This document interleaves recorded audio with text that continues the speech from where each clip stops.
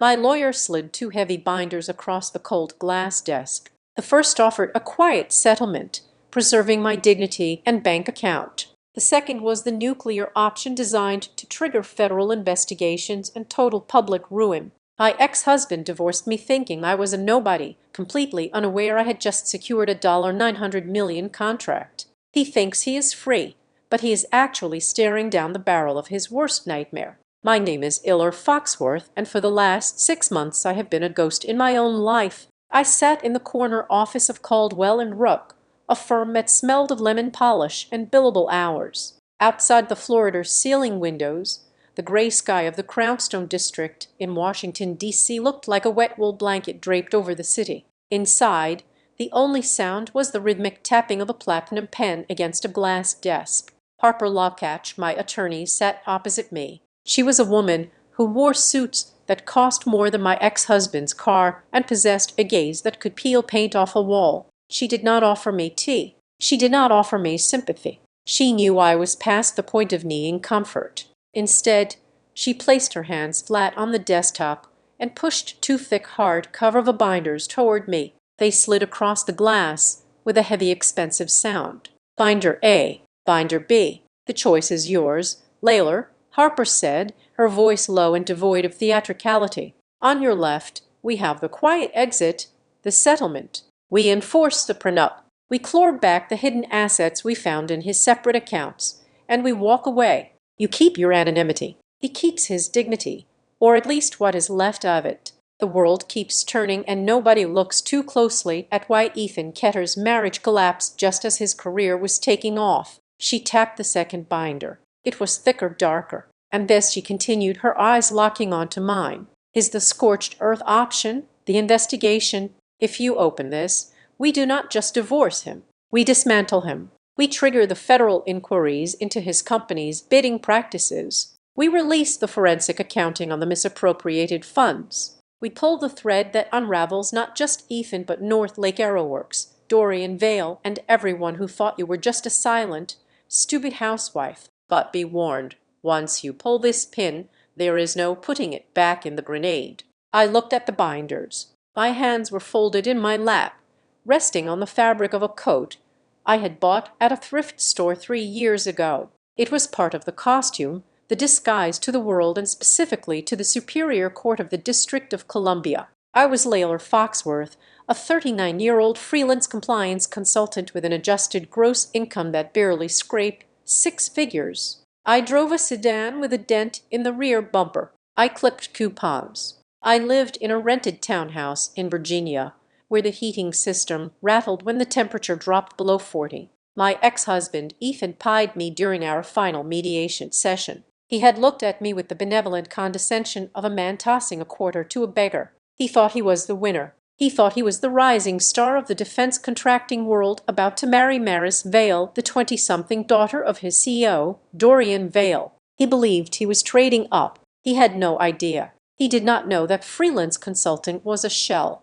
He did not know that the trust structures and holding companies I managed from a secure laptop in my drafty guest room all rolled up to one entity, Foxworth Meridian Group. And he certainly did not know that less than 2 hours ago, while he was likely toasting champagne with Maris and Dorian, I had received a secured encrypted email from the Federal Resilience Authority. The subject line had been simple: Notice of Award. The contract value was $900 million.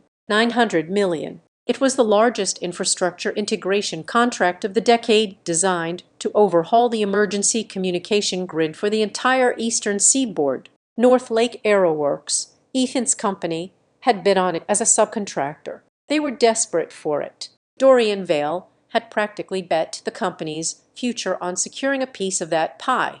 They had lost. They just did not know it yet. The press release was scheduled to go out at 8:00 in the morning tomorrow. I looked down at my hands. They were steady. A month ago, they would have been shaking. I had spent nights curled on my bathroom floor, heaving until my ribs itched, mourning the man I thought I knew. I had cried until my eyes were swollen shut, grieving the 10 years I had poured into a man who treated my devotion like a stepping stone. But tears are finite. Eventually you run dry. And when the sadness evaporates, What is left is something cold, hard, and remarkably clear. He thinks I am weak, I said softly. Harper did not blink. He thinks you are irrelevant. That is his biggest mistake, and it is your biggest weapon. I reached out and touched the spine of the first binder, the settlement auction. It would be so easy. I could take my secret victory, the $900 million contract, and vanish. I could build my empire in silence, let Ethan play house with Maris, let him realize in a month or two that North Lake had lost the bid and watch from a distance as they scrambled. It was the high road. My mother, God rest her soul, would have wanted me to take the high road. She always said that living well was the best revenge. But my mother never had a husband who used her Social Security number to open a secret credit card to buy diamond earrings for his boss's daughter. My mother never stood in a kitchen and listened to her husband tell his mistress on the phone that his wife was dead weight and lacked vision. I pulled my hand back. "Tell me about the timeline," I said. Harper leaned back in her leather chair, a faint, predatory smile touching the corners of her lips. "If we go with option B, we file the motion to freeze assets by 4 in the afternoon today. By tomorrow morning, just as the FRA announces your contract win, the process servers will be walking into North Lake's headquarters with subpoenas regarding procurement fraud. We allege that Ethan used marital assets to fund his lifestyle with Maris, which opens the door to forensic discovery of his business expenses. Once we are in his books, we find the leaks. We find the proprietary data he stole from you unknowingly when he synced his work phone to your home network." She paused, letting the weight of it settle in the conditioned air. "It will be violent, Ella. Legally speaking, it will be public. The press loves a story about a scorned wife taking down a defense contractor. They will paint you as bitter before they realize you are a billionaire. You have to be ready for the mud. I have been living in the mud for a year. Harper, I am comfortable with dirt. I thought about the divorce signing last week. The memory was so sharp it felt like a paper cut.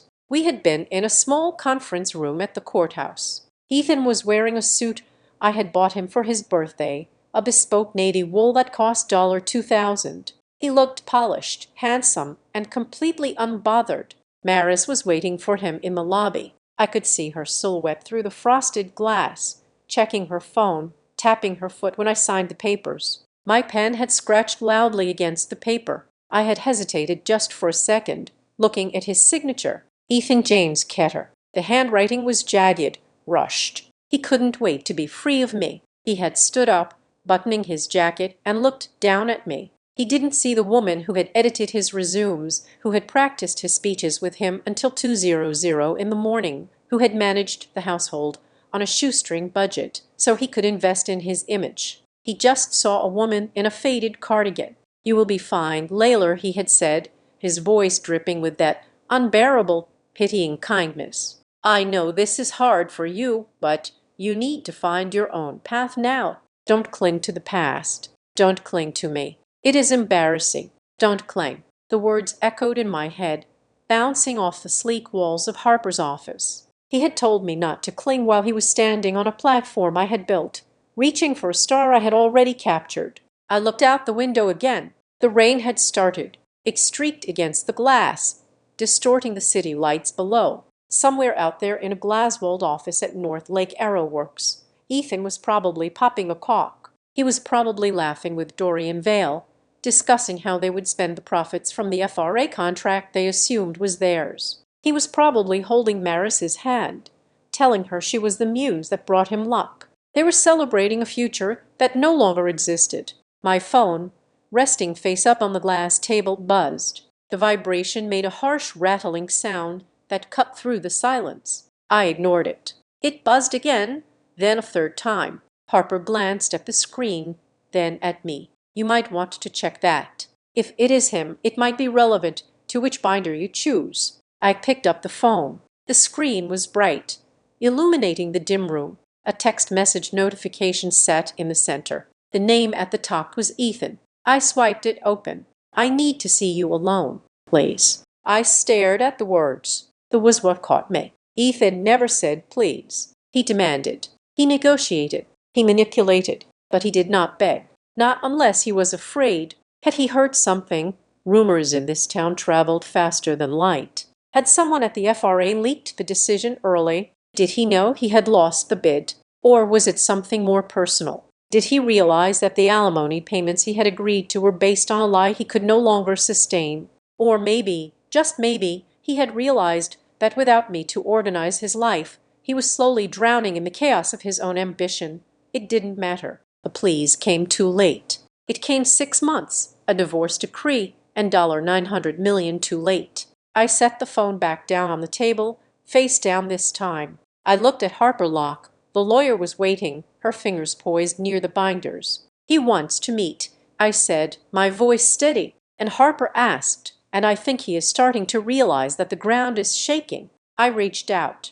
My hand hovered over the first binder, the safe choice. The choice that let me walk away rich and quiet. The choice that let Ethan keep his delusion. Then I shifted my hand. I placed my palm flat on the cover of the second binder. The cold, hard surface felt grounding. It felt like justice. It felt like the only answer to "don't claim." I looked Harper dead in the eye. "Tell me," I said, leaning forward, my voice dropping to a whisper that was louder than a scream. "If I push the button, how exactly do they crumble? I want to know everything. Every beam, every pillar, every brick.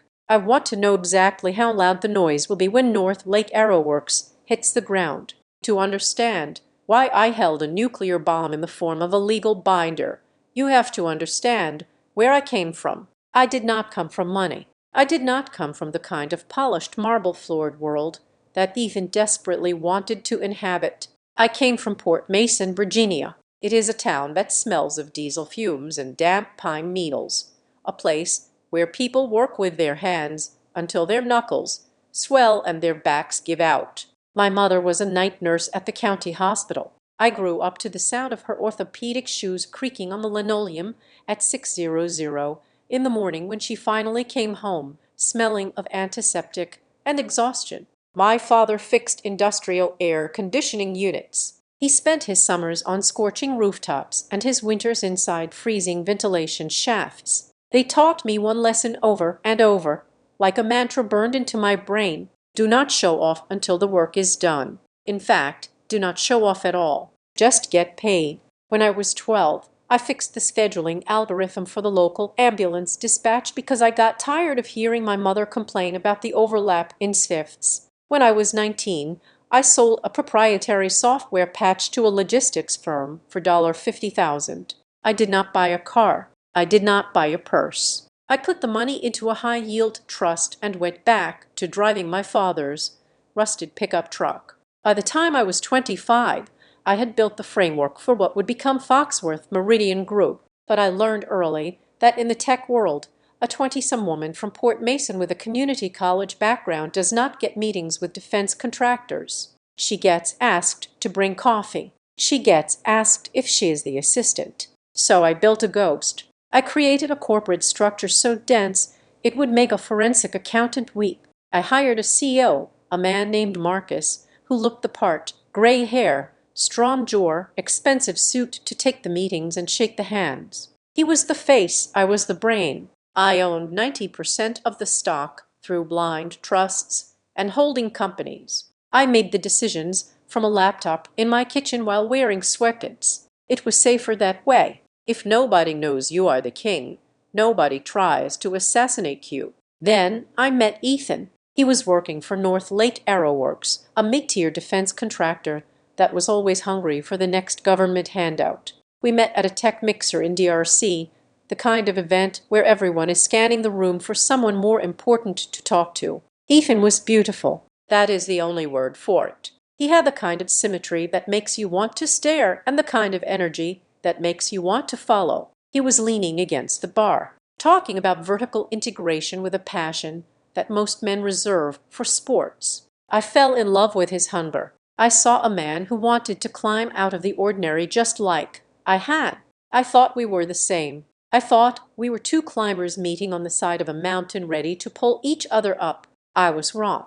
I wanted to build the mountain. Ethan just wanted to stand on top of it and wave to the cameras. We got married 18 months later, and almost immediately the friction started. Not about love, but about image. Ethan did not understand why I drove a 5-year-old sedan. He did not understand why I shopped at discount outlets, or why I insisted on putting 50% of our income into savings. To him, money was something you wore. It was something you drove. It was a signal to the world that you had arrived. You have no vision, Iller, he told me once, throwing his keys on the counter of the modest, three-bedroom rental I insisted we live in. You act like we are poor. I am a senior director at North Lake. I need to project success. You are making me look small. I was not making him look small. I was keeping him safe. I was the one balancing the checkbook. I was the one making sure his credit score stayed pristine so he could leverage it later. I was the safety net. He did not even know he was walking on, but I could not tell him about Foxworth Meridian. Not yet. The company was in a delicate growth phase, bidding on sensitive security contracts where the identity of the ownership had to remain compartmentalized for clearance reasons. And if I am being honest, a part of me was afraid. I was afraid that if Ethan knew I was worth 10 times what he was, the dynamic would shift. I was afraid he would look at me differently, not with love, but with calculation. So I played the part. The supportive, thrifty wife, the freelance consultant who made a decent, unremarkable income. Then came Dorian Vale. Dorian was the new CEO of North Lake Aero Works. He was a man who sucked the oxygen out of every room he entered. He was silver-haired, tanned, and terrifyingly charming. He did not just hire people. He converted them. He sold them a dream of absolute power and limitless wealth. Ethan became obsessed with him. He started dressing like Dorian. He started using Dorian's phrases: aggressive expansion, kill or be killed, shed the dead weight. One rainy Tuesday in November, Ethan came home buzzing with adrenaline. Dorian invited us to dinner, he said, breathless, at his estate. Just the inner circle. This is it, Ella. This is my shot at the VP chair. That is great, I said, looking up from my laptop where I had just approved a $3 million RD budget for a new encryption protocol. I will wear the black dress. Not the old one. Ethan snapped. Buy something new. Something that says we belong there. Please, Iller, just for one night. Try not to look like you are counting pennies. I bought a new dress. It cost $400. Ethan barely looked at it. The dinner was a display of wealth that bordered on grotesque waiters in white gloves, wine that cost more than my father's truck, and a chandelier that looked heady enough to crush us all. I sat quietly, nodding at the right times, listening to the wives talk about their decorators and their trips to the Mulders. Ethan was seated next to Dorian, hanging on his every word. Then the doors opened and she walked in. "Everyone," Dorian said, standing up and tapping his glass with a silver spoon. "I want you to meet my daughter, Maris. She has just returned from London to take over as our director of strategy." Maris Vale was everything I was not. She was tall, blonde, and wore a dress that looked like it was made of liquid gold. She walked with the confidence of someone who has never heard the word no. She did not smile. She smirked. Ethan stared at her. I saw the look on his face. It was the same look he used to give me when we first met. It was hunger. But this was different. This was not just hunger for a woman. It was hunger for what she represented. She was the shortcut. She was the elevator to the top floor. Maris sat down across from Ethan. She looked him up and down, then smiled. "Ethan Ketter," she said, her voice smooth and practiced. "Daddy says you are the hungry one." "I do what needs to be done," Ethan said, his voice dropping an octave. I took a sip of water to wash down the sudden bitter taste in my mouth. I felt invisible. I was sitting right there, his wife of 5 years, the woman who ironed his shirt that morning, and he was looking at her like she was the sun. Dorian cleared his throat again, drawing the room's attention. "Mary is here to oversee the most important project in North Lake's history," Dorian announced, his eyes scanning the table, lingering on Ethan. "We are going after the whale. The Federal Resilience Authority has opened the bidding for the Eastern Seaboard Grid integration. It is a $900 million contract."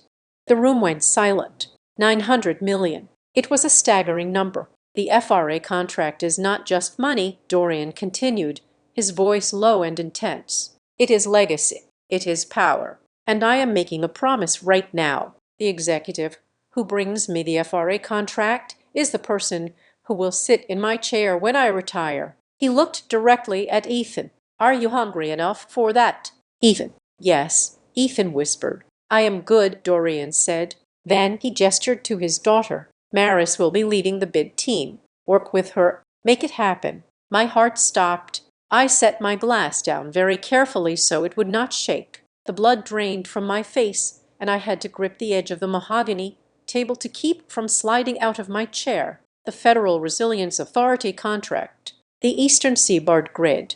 I knew that contract. I knew it intimately. I knew it because Foxworth, Meridian Group, had been preparing the proposal for 6 months. I knew it because I had written the architectural specs myself. I knew it because my team had identified the flaws in the current system that North Lake Arrow Works had built 10 years ago. Ethan was going to war for a contract that I was already winning. He was going to spend the next 6 months working late nights with Maris Vale, chasing a prize that was already sitting in my queue. I looked at Ethan. He was beaming at Maris, raising his glass in a silent toast. He looked like a man who had just been handed the keys to the kingdom. He had no idea that the woman sitting next to him, the woman in the $400 dress he thought was adequate, was the only thing standing between him and his dream. And in that moment, as I watched his hand brush against Maris's arm on the tablecloth, I realized something terrifying. He did not just want the contract. He wanted the life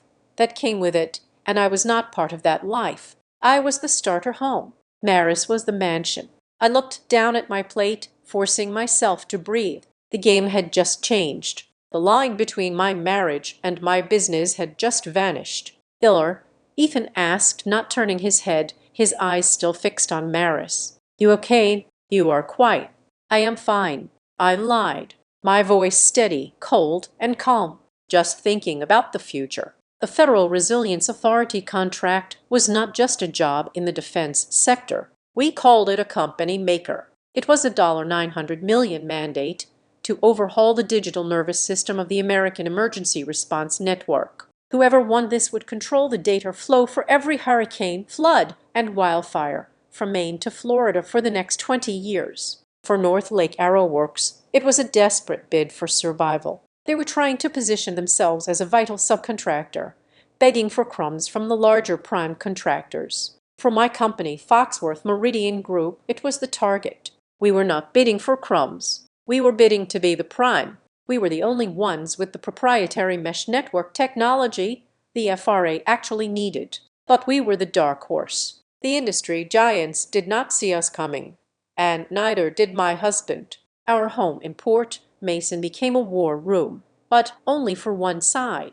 Ethan turned our dining table into a shrine to his ambition. It was covered in printed Gantt charts, non-disclosure agreements, and half-eaten takeout containers. He stopped coming to bed at a reasonable hour. He stopped asking about my day to him. I was just background noise, a static interference in his high-frequency broadcast of success. You do not understand the pressure. Layler, he snapped one Tuesday evening when I asked him to move his laptop so we could eat dinner. Dorian is counting on me. Maris is counting on me. This is not just some coding gig like what you do. This is the big leagues. I understand more than you think, I said quietly, moving a stack of classified schematics away from a glass of sweating ice water. He was sloppy. He left sensitive documents out in the open. Maybe you should not bring this level of clearance material home. Ethan, it is a security risk. He laughed, a sharp, dismissive bark. Please, who is going to see it?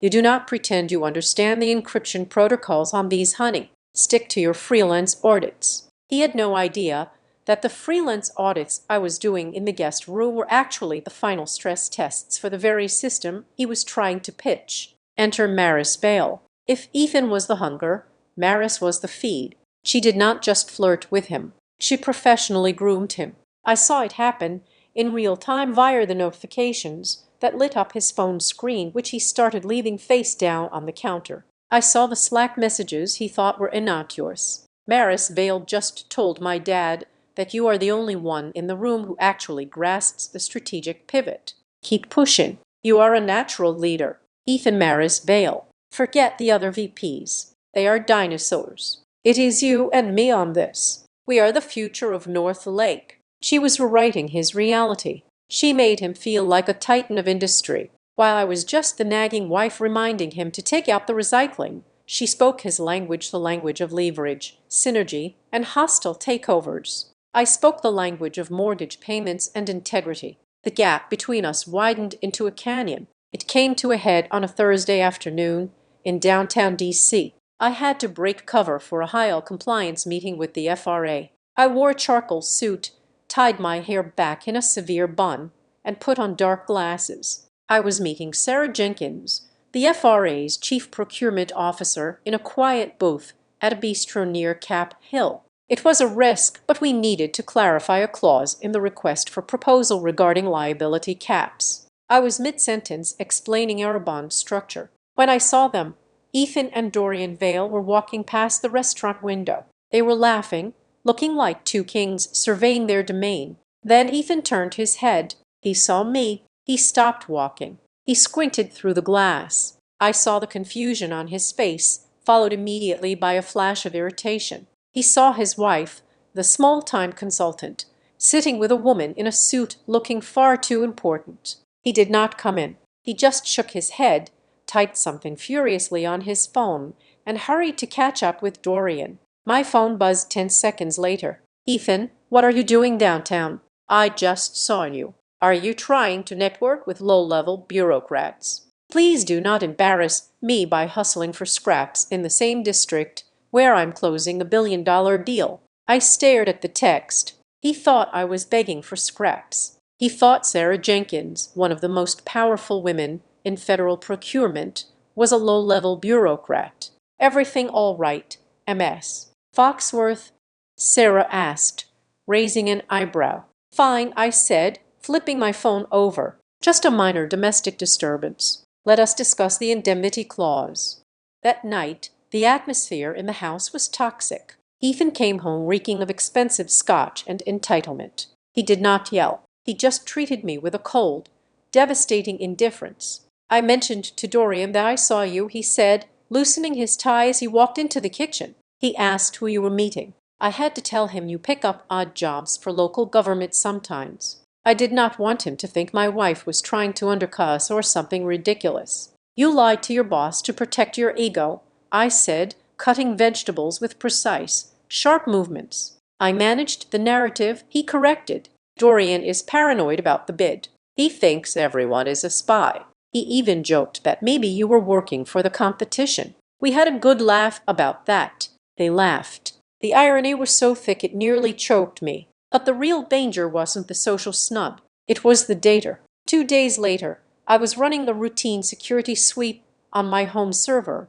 the encrypted server I used for Foxworth Meridian business. My system flagged an intrusion attempt. It was coming from inside the house. I traced the IP address. It was the living room. Specifically, it was our shared family iPad. My heart hammered against my ribs. I walked into the living room and picked up the tablet. It was unlocked. Ethan had logged into his corporate email to check a file, but he had done something incredibly lazy and incredibly dangerous. He had forwarded a massive file, Project Eagle's North Lake bid final PDF, from his secure work laptop to his personal Gmail account so he could view it on the iPad while watching football. He had just put classified defense proposal data on an unsecured public mail server and then opened it on a device connected to the same Wi-Fi network where I hosted the confidential Foxworth Meridian bid. If I had not been running military-grade firewalls, he could have accidentally exposed both of us.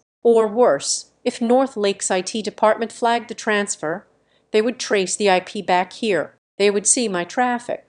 They would see Foxworth Meridian. My anonymity hung by a thread, suspended over the abyss of his incompetence. I deleted the file from the iPad. I scrubbed the local cache. Then I went into the router settings and partitioned the network, isolating his devices into a digital quarantine zone. I built a wall between us that he would never see, but that would keep my empire safe from his carelessness. He was not just a bad husband anymore. He was a liability. The final straw broke on a Sunday evening. It was raining, a cold, miserable drizzle that soaked into your bones. Ethan was in the garage. He claimed he was organizing his golf clubs, but I knew he was on a call. He always went to the garage when he wanted to talk to someone he didn't want me to hear. I was taking out the trash. The side door to the garage was thin, a cheap piece of hollow wood that did nothing to block sound. I had the bag in my hand, ready to open the door, when his voice stopped me.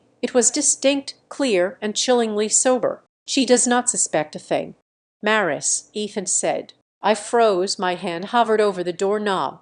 "No," he continued, his tone shifting to something softer, something intimate that he had not used with me in years. "The divorce papers are drafted. My lawyer says I can pressure her into a quick settlement. She is risk-averse. She is small, Maris. She just wants to be safe. She will sign whatever I put in front of her just to stop the conflict." There was a pause. He was listening to her. "I know," he said, and I could hear the smile in his voice. "I know the timeline. Dorian wants the announcement to coincide with the contract win. New era for North Lake. New son-in-law for the Veal dynasty. It is poetic." I stood there in the dark hallway, clutching a bag of kitchen refuse, smelling the faint scent of lemon detergent and old coffee grounds. My entire life with him, the sacrifices, the support, the love was being liquidated like a bad asset. Then he said the sentence that would echo in my mind for the rest of my life. "I am done with mediocrity, Naris." I look at her and I just see a dead end. "But you are the open door. If I marry you, I will have everything. If I marry you, I will have everything." I did not open the door. I did not scream. I did not burst in and demand an explanation. That would have been what the old Iller would do, the emotional wife, the victim. Instead, I turned around. I walked back into the kitchen. I placed the trash bag gently into the bin under the sink. I washed my hands. I dried them on a towel. I walked into my home office, the guest room he mocked, and sat down at my desk. I woke up my computer. The screens glowed with the blue light of the Foxworth Meridian dashboard. I looked at the countdown clock for the FRA bid submission. We were 3 days away from the deadline. Ethan wanted everything. He wanted the contract. He wanted the boss's daughter. He wanted the prestige, and he wanted to discard me like a used wrapper to get it. He thought he was trading up. He thought he was leaving a dead end. I opened the folder marked legal contingencies. "Okay, Ethan," I whispered to the empty room. "You want everything. Let us see if you can handle nothing." I was not going to fight for his love. I was done fighting for a man who looked at me and saw nothing. I was going to fight for the one thing he actually respected. I was going to take the win, and I was going to make sure that when he reached for his prize, his hand closed around air. The time for being a wife was over. The time for being a CEO had just begun. Ethan did not ask for a divorce. He announced it. It happened on a Tuesday, 3 days after I stood in the dark hallway listening to him bargain my future away to his mistress. He came home at 7:00 sharp, placed his briefcase on the kitchen island, and looked at me with the blank glazed expression of a middle manager delivering a performance review to an employee he intended to fire. "Leeler," he said, loosening his tie, but not taking it off, "we need to restructure." He actually used that word, restructure. "I have been doing a lot of thinking," he continued, walking to the refrigerator to get a bottle of sparkling water. "We are on different frequencies. You are happy with this." He gestured vaguely at the kitchen, at the pot of stew simmering on the stove, at the life I had curated to support him. "And I am moving towards something else, something bigger. I think it is best if we dissolve the marriage now before it becomes bitter." He did not say sorry. He did not say he met someone else. He did not mention Maris. He treated our 5-year marriage like a legacy software system that was dragging down his processing speed. "I have already retained counsel," he added, taking a sip of water. "His name is Arthur Sterling. He is very good. He will be sending over the preliminary separation agreement tomorrow. I think you will find it generous considering what?" I asked, my voice flat. "Considering your financial contribution," he said, dropping the sentence like a stone. The next morning, the email arrived. It was not generous. Ethan's lawyer, Arthur Sterling, was a man who specialized in high-set divorces for the Dionk elite, specifically the ones who wanted to keep their names out of the papers. He was North Lake's preferred external counsel for executive disputes. Using him was a flex. It was Ethan saying, "I have the corporate machine behind me." I sat in Sterling's conference room 4 days later. The table was mahogany, polished to a mirror shine. The air conditioning was set to a temperature that I suspected was designed to make the weaker party shiver. Ethan sat on the other side looking at his phone. Sterling slid a document toward me. "This is Ketter," Sterling began, his voice oily and patronizing. "We have reviewed the financials. Based on your tax returns for the last 3 years, your income as a freelance consultant averages out to about $45,000 a year. Mr. Ketter, on the other hand, has a compensation package in the mid-six figures with significant stock options pending." I looked at the document. It was a low-ball offer, a lump sum of $20,000, and I kept the old car. "We feel this is equitable," Sterling said, tapping the paper. "Ethan has been the primary earner. He has carried the mortgage, the utilities, the lifestyle. You have been essentially a dependent." I looked at Ethan. He refused to meet my eyes. He was studying a spot on the wall, probably thinking about the bonus he would get when the Federal Resilience Authority contract came through. They were using my cover against me. I had built the struggling freelancer persona so well that it was now the weapon they were using to cut me out of my own home. If I argued, if I revealed that Foxworth Meridian Group had a valuation that made North Lake look like a lemonade stand, I would blow my cover. I would lose the anonymity that allowed my company to operate without bias. I had to swallow the insult. "I see," I said softly. "There is one more condition," Sterling said, sliding a second document across the table. "A non-disclosure agreement." I picked it up. It was aggressive. It stipulated that I was permanently enjoined from discussing Ethan's work, his projects, North Lake Arrow Works, or any proprietary information I might have overheard during the marriage. "Why?" I asked, looking at Ethan. "I am just a freelancer. What could I possibly know?" Ethan finally looked at me. There was fear in his eyes, buried deep under the arrogance. He remembered the nights he had ranted about Dorian's illegal bidding strategies. He remembered the files he had carelessly left on the kitchen table. He remembered the phone calls in the garage. "It is standard for executives at my level." Ethan lied, his voice tight. "We work on sensitive defense contracts. Layla, I cannot have you gossiping to your friends about classified programs just because you are angry." He was terrified. He was terrified that the dead-weight wife might actually have a memory. I looked at the NDA. I looked at the signature line. If I signed this, he would think he was safe. He would think he had silenced me. He would lower his guard. I picked up the pen. It was a cheap ballpoint, not the Mont Blanc he carried. "Okay," I said. "I just want this over." I signed my name, Layla Foxworth. The script was neat, controlled. Inside, I was screaming. Ethan let out a breath he had been holding. He smiled, a thin, relieved expression that made my stomach turn. "You are making the right choice, Illa," he said. "You will be fine. Just do not cling to the past." I walked out of that office with a check for $20,000 and a heart full of cold, hard resolve. But the universe was not done kicking me. That evening, I was packing boxes in the house I was being forced to leave. My phone buzzed on the counter. It was a notification from Instagram. I did not follow Maris Bale, but the algorithm in its cruel efficiency thought I might be interested in a post that was trending in my local network. It was a photo of a hand, a manicured hand with long, perfect nails resting on the steering wheel of a Porsche. On the ring finger sat a diamond the size of a grape. The caption read, "New chapter, new levels. Finally found someone who runs at my speed. Power couple upgrade." It had been posted 2 hours ago. The ink on our divorce agreement was not even dry. I scrolled through the comments. "Ethan Ketter, you deserve the world. Baby." I dropped the phone into a box of towels. The screen cracked against a ceramic soap dish. I did not care. I spent the next 3 days moving. I found a one-bedroom apartment in a complex called The Willows, which was a euphemism for a collection of beige stucco buildings near the highway. The carpet smelled of industrial cleaner and sadness. The view from the living room was a dumpster and a brick wall. It was a stark contrast to the life I was secretly leading. During the day, I sat on a folding chair at a card table in my new living room, running a billion-dollar company on a secure laptop. I reviewed the final proposal for the FRA contract, tweaking the latency figures for the satellite uplink.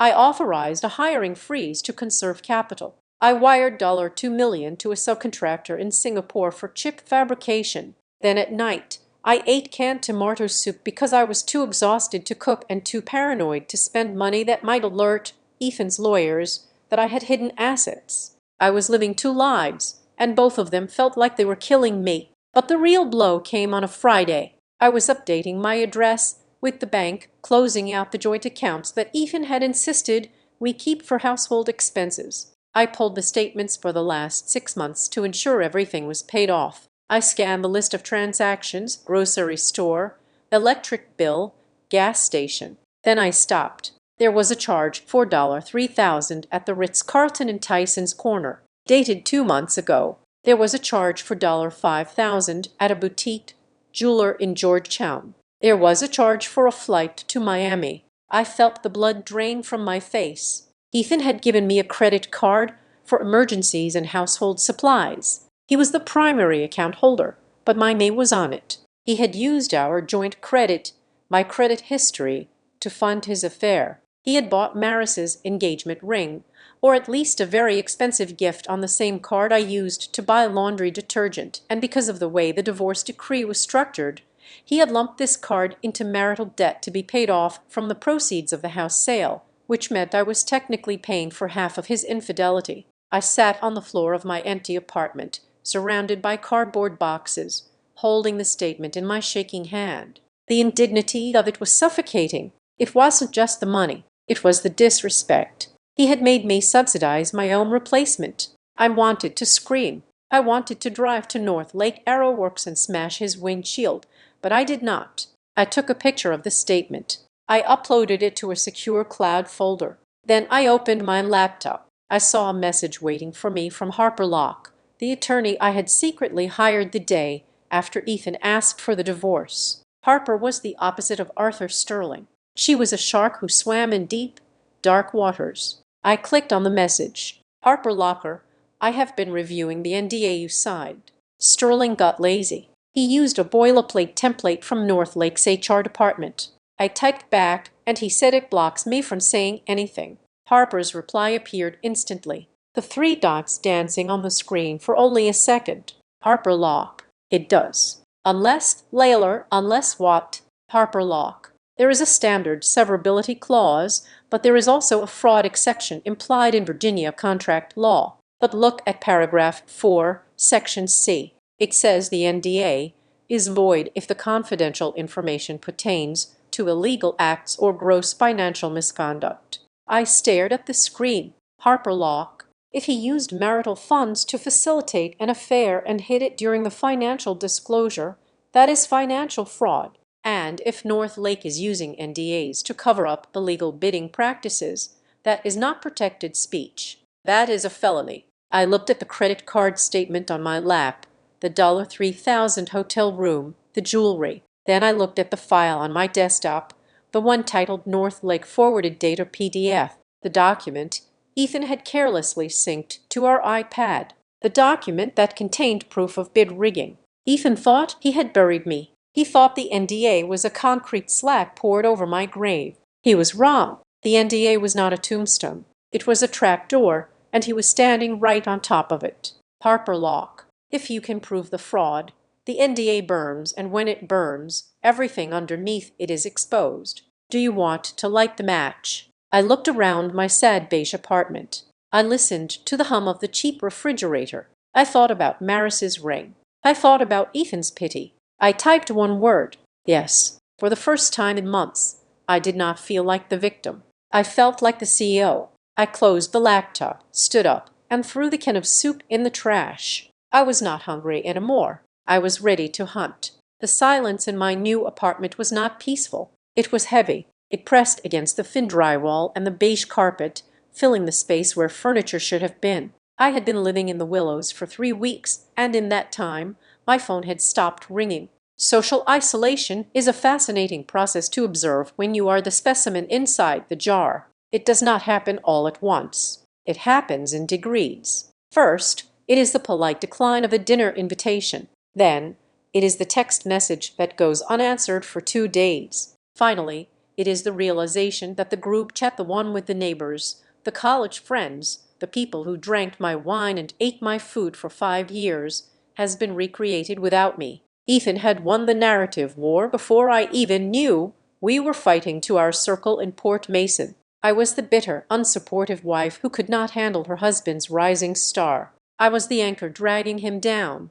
I heard the echoes of his spin through the few mutual acquaintances who still felt guilty enough to talk to me. Ethan is just so torn up about it. A neighbor named Brenda told me when I ran into her at the pharmacy. She looked at my basket, which contained only coffee and headache medicine, with a mix of pity and judgment. He says you became very difficult, that you were jealous of his promotion. He is just trying to find some peace. Iller, maybe you should let him go. I wanted to laugh. I wanted to tell Brenda that the promotion she was referencing was a job title he had not even secured yet, based on a contract he was about to lose to the woman standing in front of her wearing sweatpants. But I could not. That was the torture of it. I had to swallow the poison and smile. I had to protect Foxworth Meridian. If I lashed out, if I screamed the truth, I risked exposing my identity as the CEO. And if the industry knew that the lead bidder for the Federal Resilience Authority contract was an angry ex-wife of a North Lake executive, the bias accusations would fly. The contract would be compromised. So I stayed silent. I let them paint me as the villain. I let Ethan be the tragic hero who escaped a toxic marriage to find true love with the boss's daughter. I spent my days in the dim light of the apartment working. The FRA announcement was imminent. My team was running the final simulations, but at night when the emails stopped, the paranoia set in. I began reviewing my own digital footprint. I had always been careful. I used VPNs, encrypted drives, and two-factor authentication, but living with Ethan had made me complacent in small, dangerous ways. On a Tuesday night, raining hard against the sliding glass door, I opened the system logs from my personal laptop, the one I had used at the old house for freelance work, which was actually the Foxworth Command Center. I was looking for anomalies. I found a crater. The log showed an access event from 2 months ago. It was 3:00 in the morning. I had been asleep. Ethan had been working late downstairs. The log showed that a user had accessed a folder named Backup Drafts. Inside that folder was a file titled FarGrid Architecture E4 to PDF. It was an early draft of my proposal, the one that outlined the proprietary mesh network topology that gave Foxworth our edge. The file had been copied. I sat back in my cheap folding chair, the plastic digging into my spine. My hands were cold. Ethan had not just cheated on me with Maris. He had been digging through my digital life. He probably did not even know what he was looking at. To him, it was probably just technical jargon he could use to sound smart in front of Dorian Vale. He likely thought he was just borrowing some freelance research to pad his own understanding. But if that file was on North Lake servers, and if their final bid looked anything like my architecture, it was not just plagiarism. It was corporate espionage. I grabbed my phone and dialed Harper. I need a team, I said when she answered. Not lawyers, hunters. I was wondering when you would ask, Harper said. Her voice was sharp. Awake. I have 2 names for you. They are expensive. They are not polite, but they are the best. 2 days later, my small living room looked like a scene from a wiretap investigation. Ronan Pike sat on the floor surrounded by 3 monitors he had set up on milk crates. Ronan was a digital forensic specialist who looked more like a mechanic than a tech wizard. He had grease under his fingernails and a scar running through his left eyebrow. He did not talk much. He just typed with a speed that was terrifying to watch. Juno Reich sat at the card table. She was a forensic accountant, a woman in her 50s with gray hair cut in a sharp bob and glasses on a chain. She had the demeanor of a school principal who enjoyed expelling students. We are doing the freeze and forensic approach, Harper had said. We freeze the assets legally, and we forensic the hell out of his life until we find where he buried the bodies. Juno was the first to speak. He is not smart, Juno said, not looking up from her spreadsheet. He is arrogant. That is better for us. Arrogant men leave trails because they do not think anyone is following them. What did you find? I asked, leaning over her shoulder. I traced the marital funds, Juno said.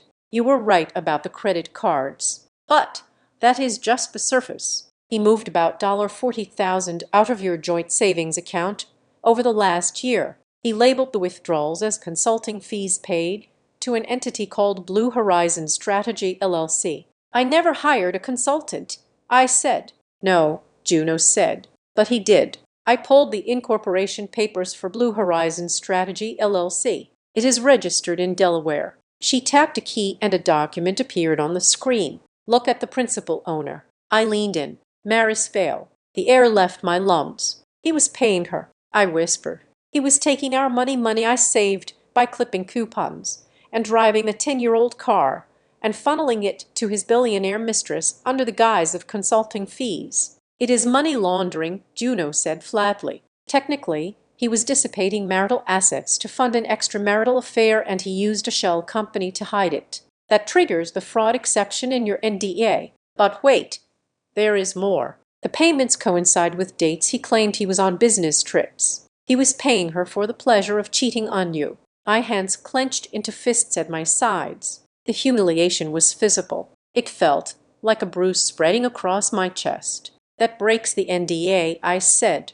Harper was right. We can burn the NDA, Juno agreed. But that just gets your voice back. It does not kill him. For that, you need Ronan. We both turned to the man on the floor. Ronan did not look up. The blue light of the monitors reflected in his eyes. I did a deep dive on the file. Transfer you flagged. Ronan said, his voice was scratchy like gravel. You were right. The file FRA Grid Architecture V4 PDF was accessed on November 12th at 3:14 in the morning. The night he slept on the couch, I remembered. He said his back hurt. He was not sleeping. Ronan said he was on your network, but he did not just look at it. He moved it. Ronan typed a command and a timeline appeared on the center screen. It showed a red line moving from a device labeled Home iPad to an external server. He logged into his web mail.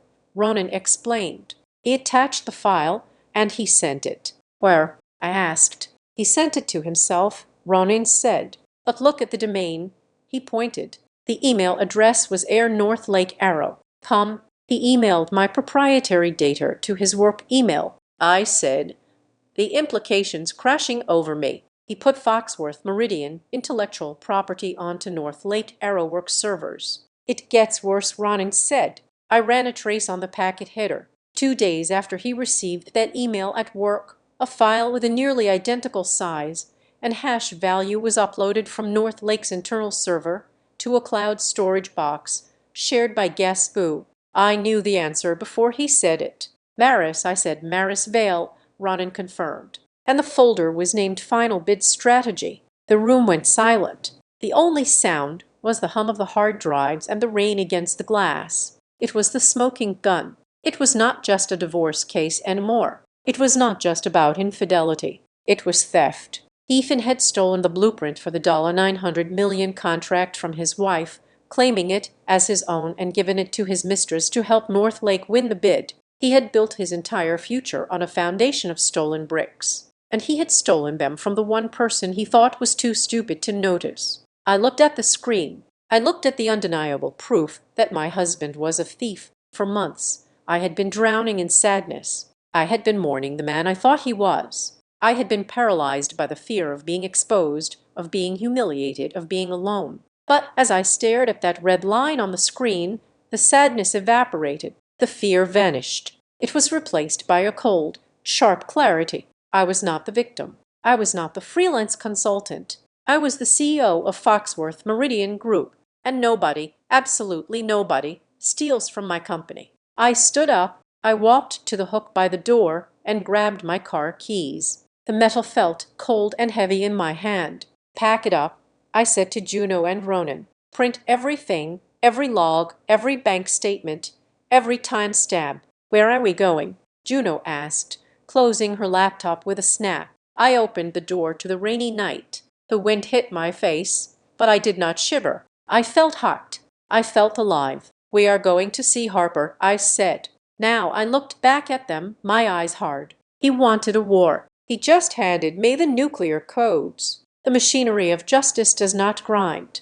It hums. It is a low electric vibration composed of printer fans, hard drive spinners, and the scratching of expensive pens against legal pads. In Harper Locke's conference room, that hum was deafening. We were no longer in the phase of emotional reaction. We had entered the phase of surgical extraction. I am filing for an emergency protective order and a temporary restraining order regarding digital assets, Harper said, her fingers flying across her keyboard. We are bypassing the family court's standard timeline. I am arguing that Ethan is actively dissipating marital assets and, more importantly, engaging in the theft of intellectual property that could expose you to federal liability. Will the judge sign it? I asked. I was pacing the length of the room, looking at the timeline Ronan had taped to the glass wall with what Ronan and Juno found. Harper looked up, her eyes hard. The judge will not just sign it. He will probably want to wash his hands afterward. We are freezing him. Later, by noon today, Ethan will be served with a court order that effectively locks him out of any joint accounts and legally mandates him to preserve all electronic devices. If he deletes a single email after he is served, he goes to jail for spoliation of evidence. I looked at the timeline on the wall. It was a masterpiece of forensic reconstruction. Juno Reddick had created what she called a money map. It was a large flow chart that looked like the circulatory system of a dying animal. At the top was our joint checking account, the one I had contributed to for 5 years, the one I had balanced down to the penny. Red lines bled out from that account into the darkness. Here is the bleed, Juno said, standing up and tapping a cluster of transactions with a laser pointer. $40, $2,000 over 18 months. It started small. Dinners, Yuba rides, then it escalated. He set up a recurring transfer to Blue Horizon Strategy LLC for $2,500 a month. She moved the pointer to a second sheet of paper. I pulled the articles of incorporation for Blue Horizon. Juno continued, registered agent, a lawyer in Delaware, but the managing member Maris Bale. He was paying her a salary to be his mistress, and he was using your money to do it. He classified it in your joint ledger as career coaching. Technically, he can argue he was investing in his career, but since the coach was sleeping with him, the IRS and the divorce court will call it fraud. And the kickback? I asked. Right here, Juno said, pointing to a credit card payment. 3 days after he transferred the consulting fee, Maris bought him a Tag Heuer watch. He paid her. She bought him a gift, and he wore it to your anniversary dinner. I felt a cold flash of nausea, but I pushed it down. There was no room for sickness, only data. Now look at the digital crime scene, Ronan said, taking the floor. He had connected his laptop to the large screen at the head of the table. A complex diagram of network nodes appeared. This is the chain of custody, Ronan said, his voice growly. This is the file FRA grid architecture v4.pdf. This is the unique hash sum, the digital fingerprint. It was created on your private server on November 10th. On November 12th at 3:14 in the morning, it was moved to the iPad. 3 minutes later, it was emailed to etater@northlakearab.com. Ronan clicked a button and a red line shot across the screen. Here is the smoking gun, he said. I ran a deep web search for exposed metadata on North Lake's public-facing cloud. They have sloppy security. I found a file index that matches that exact hash sum. It is sitting in a folder called Project Titan Bid Materials. The file was renamed, but the fingerprint is identical. Ethan stole your work, renamed it, and submitted it as part of North Lake's bid strategy. So they are using my technology to bid against me, I said, the realization settling like concrete in my stomach. Yes, Harper said, and that is why we have to do the one thing that will hurt him more than the divorce. She slid a piece of paper across the table. It was a print out of a web page. The header read, Federal Resilience Authority, Office of the Inspector General, Whistleblower Complaint Form. We cannot reveal you are the CEO of Foxworth Meridian, Harper said. Not yet, but we can tip them off that North's bid contains stolen proprietary data from a third party. We trigger an internal audit at the FRA. If the FRA finds out North Lake is using stolen tech, they do not just lose the bid, they get blacklisted. I looked at the form. This was the nuclear button. This was the move that would destroy Ethan's career, not just his marriage. I thought about the enjoy your chores note he had effectively left me. I thought about the way he looked through me. Do it, I said. Send it anonymously. Use a VPN. Make sure it cannot be traced back to me personally. Ronan nodded. Consider it done. The tick goes in 10 minutes. The next 3 hours were a study in escalating tension. At 1:00, the process server texted Harper that the papers had been served at North Lake's headquarters. At 1:15, my phone began to ring. It was Ethan. I let it go to voicemail. At 1:20, he texted, "What the hell is this? You are freezing the accounts. I'm in the middle of a meeting at 1:30.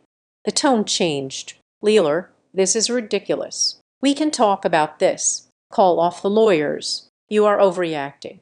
At 2:00, the panic set in. "Please pick up. I cannot access my trading account. You are going to ruin my credit score." I sat in the conference room drinking black coffee, watching the messages roll in like updates from a distant war zone. He was beginning to realize that the small woman he had left behind was capable of casting a very long shadow. But the real shock came at 4:00. A courier arrived at Caldwell and Rook. He was not a standard bike messenger. He was a man in a dark suit carrying a sealed envelope with the North Lake Arrowworks crest embossed on the wax. Harper opened it. She read it once, her eyebrows shooting up toward her hairline. Then she read it again and laughed a dry, humorless sound. "Well," she said, "we definitely got their attention." She handed me the letter. It was on heavy cream-colored stationery. The signature at the bottom was aggressive and sharp. "Dorian Vale, CEO, Miss Foxworth." The letter read, "It has come to our attention that you are attempting to interfere with the business operations of one of our key executives during a critical procurement period. Be advised that North Lake Arrowworks views this as targeted interference. Any attempt to disparage Mr. Ketter or leverage private domestic disputes to impact our standing with the Federal Resilience Authority will be met with the full force of our legal department. We know you are upset, but do not mistake our patience for weakness. Back down." I stared at the paper. "He knows," I said. "Dorian knows. He knows something." Harper corrected. "He knows you are making noise. He is trying to intimidate you. But this letter, this is a mistake. A CEO does not personally threaten a low-level employee's ex-wife unless he is scared. He is worried, you know, about the stolen data. He is trying to suppress the whistleblower before she whistles. He thinks I am just a scorned wife throwing plates." I said he has no idea I am the competition. "Exactly," Harper said. "And we are going to use that. We need to get Ethan on the record. We need him to admit that he knows the file was stolen, or at least that he moved it. We need a confession to tie the knot on the fraud case." "He will not talk to me." I said he is lawyering up. "He is desperate." Harper said, "Look at his texts. He is terrified of losing his standing with Dorian. If he thinks he can smooth this over with you, if he thinks he can charm you one last time into dropping the freeze order, he will meet you." She leaned forward. "We set a trap, a settlement meeting, just you and him, no lawyers. You tell him you are willing to lift the freeze if he explains why he needed that file. You play the confused, hurt wife. You let him explain away the theft as just work stuff, and you record every word." I looked at my phone. Ethan had called 6 times in the last hour. I typed a message. My fingers were steady. "Tomorrow 8 in the morning. The coffee shop on 3rd and Elm. Come alone. If I see a lawyer, I walk." I hit send. The response was immediate. "I will be there. Thank you, Layla. We can fix this." He thought he was coming to manage me. He thought he was coming to pat me on the head and explain that business was complicated. I set the phone down. Just then, my laptop chimed. It was a secure notification from the Foxworth Meridian internal server. It was a high-priority alert from my chief technical officer. Subject: FRA status update. I clicked it open. The message was short. FRA Procurement Board has concluded. Final scoring. The award decision has been signed. Public announcement scheduled for tomorrow at 9 in the morning. I looked at the time on the message. 8:58 in the evening. My meeting with Ethan was at 8:00 in the morning. The announcement was at 9:00. I would have exactly 1 hour. 1 hour to sit across from him. Let him lie to me. Let him confess to his crimes, and let him think he had won. And then at 9:00, the world would turn upside down. "Harper," I said, closing the laptop, "the contract is done. They announced tomorrow." Harper smiled, and it was the most dangerous smile I had ever seen. "Then you better get some sleep, Iller," she said. "Tomorrow is going to be a very expensive cup of coffee." I walked out of the office into the cool night air of Dye. The city was lit up, full of people rushing to dinners and parties, oblivious to the fact that $900 million was about to shift hands. I got into my old car, the one Ethan hated. I gripped the steering wheel. For 5 years, I had been the silent partner. I had been the support system. I had been the good wife who kept her head down. Tomorrow the silence would end. Tomorrow I would look him in the eye and let him dig his own grave, shovelful by shovel, right up until the moment the dirt came crashing down. The rain in Washington, D.C. does not wash things clean. It just makes the grime slicker. At 7:55 in the morning, I sat in my car outside the coffee shop on 3rd and Elm. My hands were gripping the steering wheel, not out of fear, but out of anticipation. It felt like sitting in the front seat of a roller coaster right as the chain lift catches the first gear. You know the drop is coming. You know you cannot stop it. You just have to keep your eyes open. My phone sat on the passenger seat. It was silent. Then the clock on the dashboard clicked to 8:00. The phone lit up. It did not ring. It exploded. A single notification from the Federal Resilience Authority News Alert System appeared on the screen. Contract award notification. Eastern Seaboard Grid Integration awarded to Foxworth Meridian Group. Value $900 million. I let out a breath. I felt light I had been holding for 5 years. I picked up the phone and opened the live stream link embedded in the alert. It was a pre-recorded video package released simultaneously to every major news outlet and defense contractor in the country on the small screen. The FRA seal faded out, replaced by a stark modern office background. And there, sitting behind a desk of reclaimed wood and glass, was me. Not Iller, the housewife who clipped coupons. Not Iller, the freelance consultant who drove a dented sedan. This was Iller Foxworth, CEO. I was wearing a tailored white suit that cost more than my first car. My hair was blown out, sharp and professional. My eyes looked directly into the camera lens with a terrifying calmness. "I am Layla Foxworth," the woman on the screen said, her voice dropping an octave lower than the voice Ethan was used to. "And at Foxworth Meridian, we do not just build infrastructure, we build resilience." I watched my own face on the screen. It was surreal. It was a shedding of skin across town, 5 miles away at the North Lake Aero Works headquarters. I knew exactly what was happening. I could picture the conference room where they gathered every morning for the bid status update. I imagined the scene with a clarity that felt like I was in the room. Dorian Vale would be sitting at the head of the table, expecting a victory lap. Maris Vale would be next to him, scrolling on her tablet, waiting to see North Lake's name in the headlines so she could post about it. Ethan would be there checking his watch, annoyed that he had to leave early to meet his nagging ex-wife for coffee. Then the screens on the wall would flash. They would see the headline, "Foxworth Meridian wins."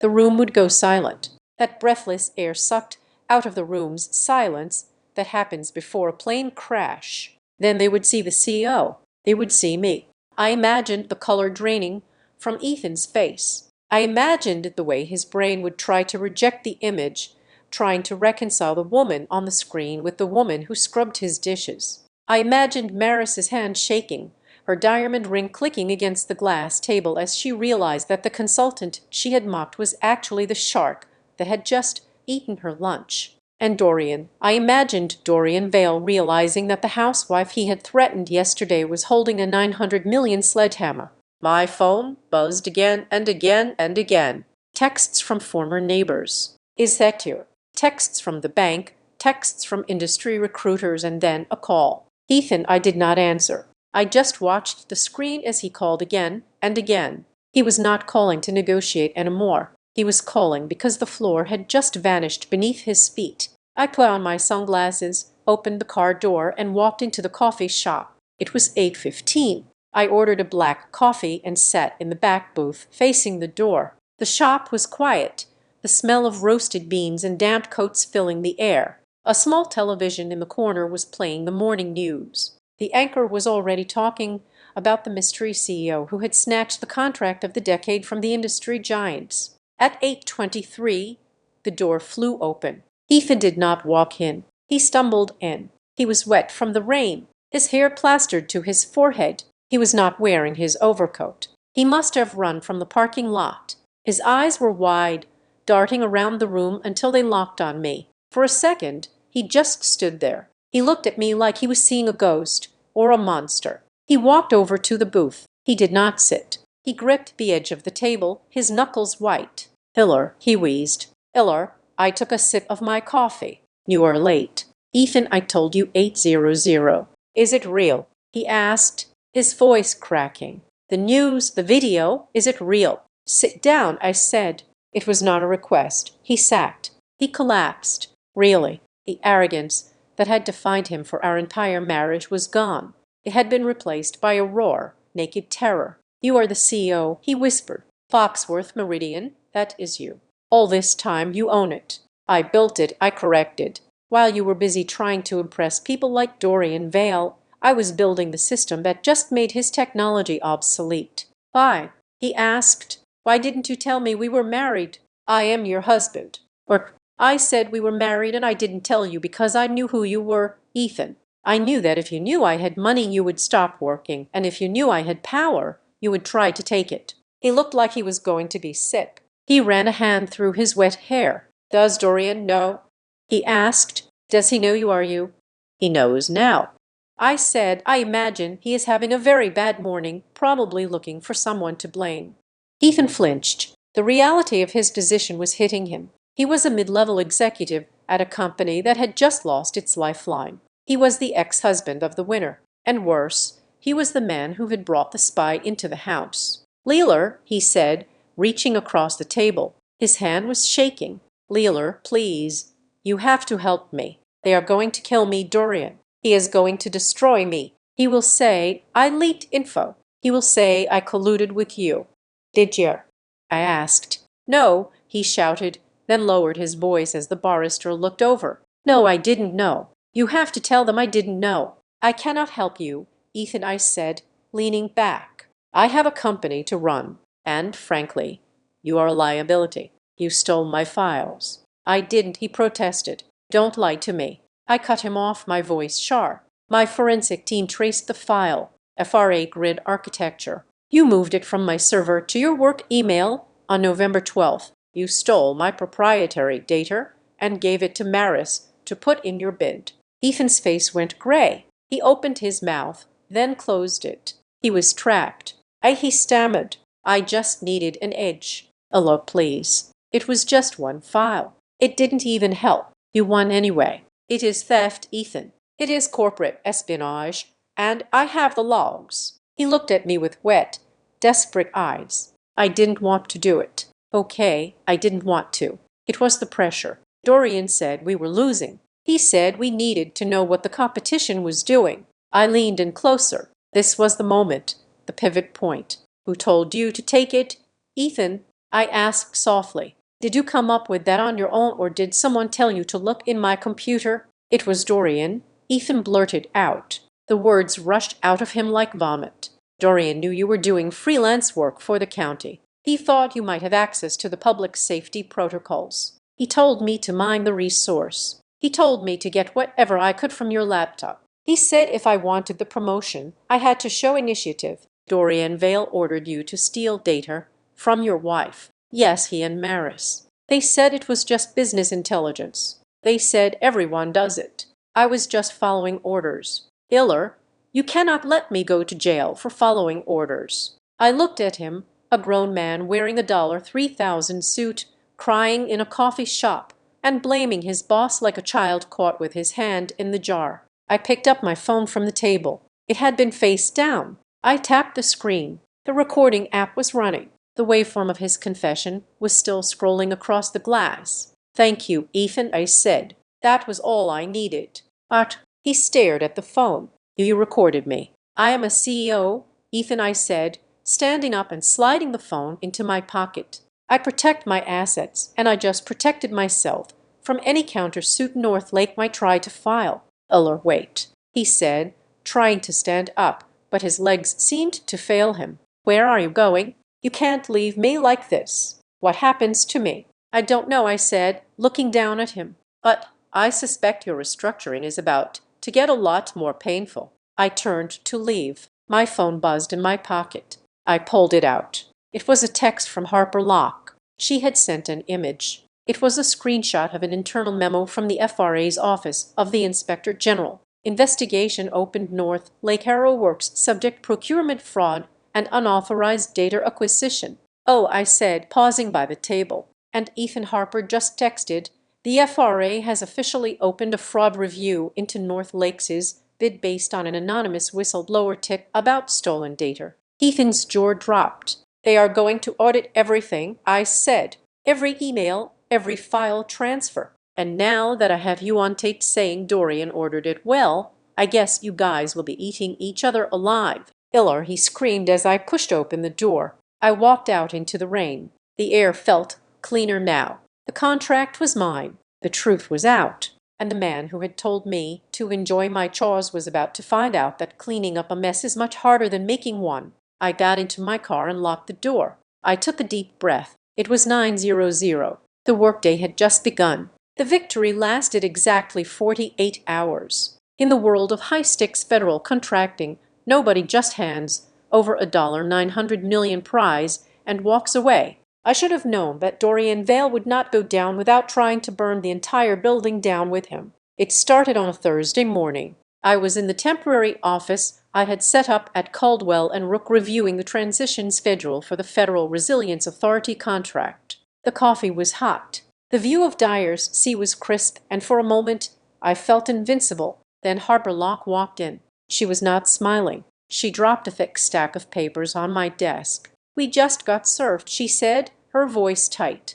North Lake Arrow Works filed a countersuit in the Eastern District of Virginia at 9:00 this morning. They are alleging theft of trade secrets, corporate espionage, and breach of fiduciary duty. I picked up the complaint. The language was aggressive. It claimed that I, Layla Foxworth, had used my intimate access to a North Lake executive, Ethan, to siphon proprietary data and undercut their bid. They were asking for an emergency injunction to halt the FRA contract award pending an investigation. It is a delay tactic, Harper explained, pouring herself a glass of water. They know they cannot win on the merits. My team has the forensic logs proving Ethan stole from us, not the other way around. But they do not need to win. They just need to create enough smoke that the FRA gets nervous and pauses the contract. If they pause it, North Lake buys time to lobby, to bribe, or to find dirt. They are trying to freeze me out, I said, flipping through the pages. It gets worse, Harper said. She picked up a remote and turned on the wall-mounted television. It was a cable news business channel. The chyron at the bottom read, "Scandal in the Cloud. Is the new Frey contract a divorce settlement gone wrong?"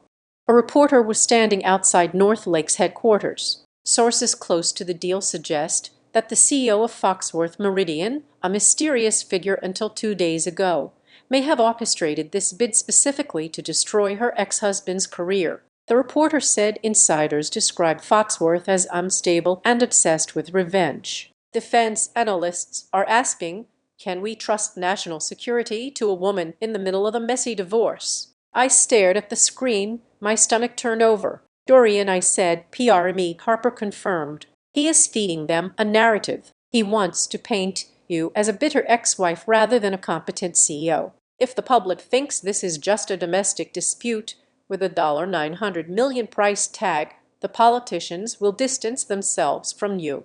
My phone buzzed. It was Ronan Pike, my forensic specialist. He was still working out of my apartment, which we had converted into a hardened command center. Ronan, you have incoming massive spike in intrusion attempts on the Foxworth servers. Someone is trying to crack your email. They are looking for dirt, photos, texts, anything they can take out of context.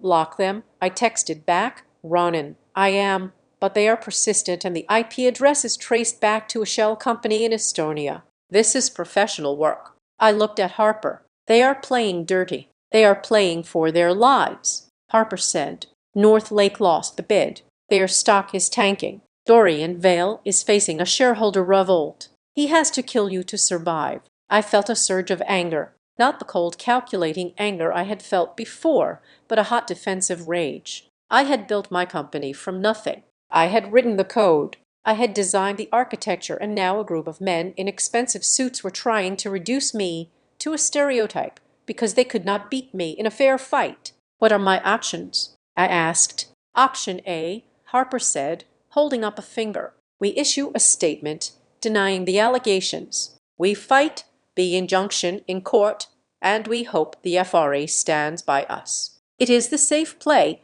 but it will drag on for months. And option B, we nuke them. Harper said, we stop playing defense. We file a motion for debarment. I froze. Debarment. It was the death penalty for a government contractor. If a company is debarred, they are banned from receiving federal contracts. For a company like North Lake, it meant bankruptcy. To get a debarment, I said, we need more than just Ethan stealing the file. We need proof of systemic corruption. I know, Harper said, and that is why you need to see this. She opened her laptop and turned it toward me. 30 minutes ago, she said, an encrypted email arrived in my secure inbox. It was sent via Tor, completely anonymous. The sender claims to be a compliance engineer at North Lake. I leaned in. The subject line was simply the rot. Attached was a PDF. It was a scanned copy of a handwritten ledger followed by a series of wire transfer confirmations. Look at the names, Harper said. I scanned the document. My eyes widened. There was a transfer for $50,000 to a consulting firm owned by a man named Marcus Thorne. Marcus Thorne? I whispered. He was the lead technical advisor for the FRA bid scoring committee. Exactly, Harper said. Dorian didn't just push Ethan to steal Bater. He bribed the referee. This employee, whoever he is, just handed us the smoking gun. This isn't just a lawsuit. Eller, this is a federal crime. I sat back in my chair. The room felt very quiet. If I used this, I would destroy North Lake. Not just Ethan, not just Dorian, the whole company. Thousands of employees would lose their jobs. It was a heavy weight. But then I looked at the TV screen again. The reporter was now interviewing a character witness, a woman I barely knew from Port Mason, who was telling the camera that I was always a little strange. They were trying to erase me. Do it, I said. Draft the notice. Tell North Lake's legal team that if they do not drop the lawsuit and issue a public retraction by close of business today, we are handing this bribery evidence to the Department of Justice and filing for immediate debarment. Harper smiled. It was the smile of a wolf who had just cornered a deer. I will type it up myself, she said. Meanwhile, across the city, my ex-husband was discovering the true cost of his loyalty. I learned the details later through the deposition transcripts, but the scene was easy to reconstruct. Ethan was in Dorian's office. The room probably smelled of panic and stale cigar smoke. Maris was there, too. She was no longer the glowing golden girl. She was cornered. Sign it, Maris said, sliding a piece of paper across the desk. What is it? Ethan asked, his voice trembling. It is an affidavit, Maris said, her voice like ice. It states that Eller has a history of mental instability, that she has threatened to ruin you before, that she has a vendetta against North Lake. But that is a lie, Ethan said. She is not unstable. She is brilliant. She built Foxworth. She is the enemy, Dorian shouted, slamming his hand on the desk. And you brought her into our lives. This is your mess. Ethan, you fix it. If we can paint her as crazy, the judge might grant the injunction. We just need to buy time. Ethan looked at the paper. He looked at Maris, the woman he had blown up his life for. She was not looking at him with love. She was looking at him like he was a tool she needed to use one last time before discarding. If I sign this, Ethan said, I am committing perjury. If you do not sign it, Dorian hissed, you are fired, and I will make sure you never work in this town again. I will tell the world you were the one who stole the data without my permission." Ethan was trapped. He was weak. He did not have the spine to stand up to them. He picked up the pen. He signed his name, Ethan James Ketter. He sold me out again, but he did not know that the ground beneath him had already dissolved. Back in my command center, Juno Reich had found the final piece of the puzzle. Later, Juno said over the speakerphone, "You need to see the ownership structure of Blue Horizon Strategy LLC, the shell company Ethan was paying." "I thought we established it was Maris," I said. "It is," Juno said, "but look at the bank details." I subpoenaed the account records this morning using the emergency order. A document appeared in my email. Ethan was depositing money into Blue Horizon, thinking it was a shared nest egg for him and Maris. Juno explained. He thought they were building a future. But look at the withdrawals. I scanned the lines. Withdrawal transfer to M. Vale Personal Trust. Withdrawal payment to Porsche Financial Services. Withdrawal payment to Saks. Fifth Avenue. She was draining it, I said as fast as he put it in. "It gets better," Juno said. "Look at the incorporation date. Blue Horizon was formed 3 days after Ethan told Maris about his stock options vesting." I laughed. It was a harsh, bitter sound. "He is not a partner to her," I said. "He is a mark. She has been conning him from day one. She set up the LLC solely to strip mine his assets before he even divorced me. He thinks he is a king," Juno said, "but he is just a piggy bank that is about to be smashed." "Iller," Harper called out from the doorway. She was holding a sheet of paper. I sent the notice. I attached a redacted copy of the bribery ledger just to let them know we aren't bluffing. "And North Lakes' general counsel just called." Harper said he sounded like he was having a heart attack. "He wants to talk. He asked for a settlement conference. When they want a week to review." I stood up. I walked to the window and looked out at the rain-slicked streets. I thought about the affidavit Ethan had just signed. I thought about the smear campaign on the news. I thought about the years of being told I was small. "No," I said, "they do not get a week. They do not get a day." I turned to Harper. "Tell them to be here tomorrow morning at 9:00. Tell them to bring Dorian, Maris, and Ethan. And tell them if they are 1 minute late, I send the unredacted bribery file to the FBI. "We are going to do the two binders strategy?" Harper asked, a glint in her eye. "Yes," I said, "just like you did for me. We are going to put 2 options on the table, and I'm going to give them exactly 5 minutes to choose." I grab my purse. "Get the conference room ready, Harper, and make sure the air conditioning is set to freezing. I want them to shiver." I was done hiding. The spotlight was on, and I was about to step into it, not as the victim, but as the executioner. The conference room at Caldwell and Rook was designed to intimidate. It was a glass box suspended 20 floors above the street, air-conditioned to a temperature that required a jacket and stripped of any warmth or decoration. On one side of the mahogany table sat the North Lake Works delegation. Dorian Vale looked like a man who had not slept in 48 hours. His tan was sallow and his eyes were rimmed with red.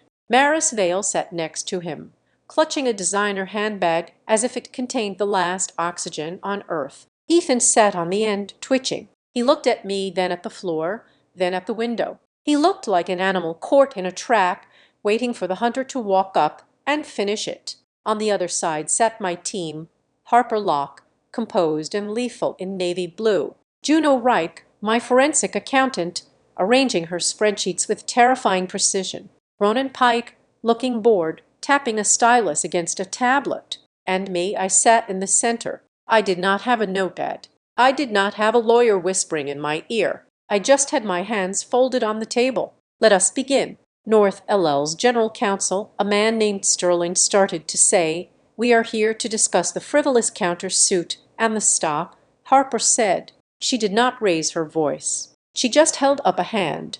"We are not here to discuss your suit. We are here to discuss your survival."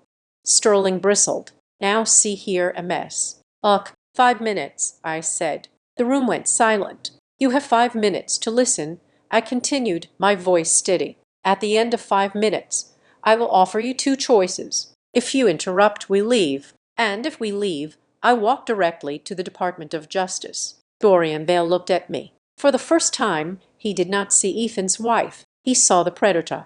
He gave a sharp nod to his lawyer. Let them talk. Harper stood up. She walked to the whiteboard where a timeline had been drawn. October 15th, Harper said, Ethan Ketter transfers $2,500 of marital funds to Blue Horizon Strategy, LLC. He claims it is for career consulting. Juno Reddick slid a piece of paper across the table to Maris. November 1st, Juno said, her voice dry as dust. Blue Horizon Strategy, LLC, managed by Maris Vale, purchases a flight to Miami and a suite at the Delano Hotel. The flight is for 2 passengers, Ethan Ketter and Maris Vale. Maris went pale. She refused to touch the paper. November 10th, Harper continued, moving down the timeline. Hiller Foxworth finalizes the architecture for the Federal Resilience Authority bid on her private server. Ronan Pike tapped his tablet. The large screen on the wall flickered to life. It showed a network log. A red line traced a path from a home router to a corporate server. November 12th, 3:14 in the morning. Ronan said a device registered to Ethan Ketter accesses the private server. It copies the file FRA grid architecture. 3 minutes later, that file is emailed to ehater@northlakearrow.com. Ethan made a noise in his throat, a sort of strangled whimper. November 15th, Ronan continued, that same file with a 99% code match is uploaded to the North Lake Secure Bid Repository under the name Project Titan Strategy. The upload Maris Vale. Dorian closed his eyes. December 1st, Harper said, Dorian Vale authorizes a payment of $50,000 to a shell company owned by Marcus Thorne, the lead technical scorer, for the FRA. Dorian's eyes snapped open. The air left the room. We have the ledger, Dorian, I said softly. We have the whistleblower. We know you bought the referee. And finally, Harper said yesterday, North Lake initiates a PR smear campaign accusing MS Foxworth of mental instability and corporate espionage, filing a lawsuit in bad faith to obstruct a federal contract. Harper stopped. She turned to look at them. Theft, fraud, bribery, legal conspiracy. Juno placed a final document on the table. Total marital assets misappropriated by Ethan Ketter, $42,000. Total tax liability from Maris Vale regarding unreported income from the shell company, roughly $15,000. Potential prison time for Dorian Vale for bribery of a federal official, 10 to 15 years. The silence that followed was heavy enough to crush bones. Ethan looked at Maris. You said the LOC was safe. You said it was anonymous. Shut up, Maris hissed. I reached down and picked up 2 binders from the floor. I placed them on the table. They were identical to the binders Harper had shown me weeks ago. Binder A and Binder B. We are now at the crossroads. I said, and because I am generous, I am giving you the same choice I had. I tapped the first binder. Binder A, I said. The settlement. North Lake immediately withdraws the lawsuit with prejudice. You issue a public retraction and apology, admitting the allegations were baseless. You agree to a full forensic audit of your bid by an independent third party of my choosing to purge my stolen data. You pay legal fees and damages of $5 million. I looked at Ethan, and Ethan is terminated immediately for cause mutual separation, no severance, and Maris dissolves Blue Horizon and repays the marital funds she stole. And Binder B? Dorian asked, his voice shaking. I tapped the second binder. It made a heavy final sound. Binder B is the nuclear option, I said. I hand the bribery ledger to the FBI. I hand the data theft logs to the FRA Inspector General. I file a motion for immediate debarment of North Lake Arrowworks from all federal contracting. You lose the company. You lose your freedom, and North Lake ceases to exist. Ethan stood up. His chair scraped violently against the floor. You are ruining my life, he shouted, his face turning purple. You cannot do this. I am the victim here. I was just doing what I was told. You are vindictive. You are trying to destroy me just because I left you. I looked up at him. I did not blink. You ruined your life when you believed I was small. I said you thought I was a stepping stone, Ethan. You never realized I was the mountain. I have proof. Ethan yelled. fumbling in his pocket. He pulled out his phone. "I have proof that you are coercing us. I recorded the meeting at the coffee shop." Dorian's head snapped up. "You did what?" "I recorded her," Ethan said, tapping the screen frantically. "She threatened me. She said she would destroy the company if we didn't pay up." He hit play. His phone was on maximum volume. My voice filled the room, clear and calm. "Who told you to take it?" "Ethan, did you come up with that on your own, or did someone tell you to look in my computer?" Then Ethan's voice loud and frantic. "It was Dorian. He and Maris. They said it was just business intelligence. They said, everyone does it. I was just following orders." Layla, Ethan froze. The recording kept playing. "Dorian Vale ordered you to steal data from your wife." "Yes." Harper let out a short, sharp laugh. "Congratulations, Ethan." Harper said, "You just provided a sworn confession on tape that you knowingly participated in corporate espionage and implicated your CEO in a conspiracy. That is not a defense. That is an admission of guilt. If we play that for a judge, you go to prison for 5 years."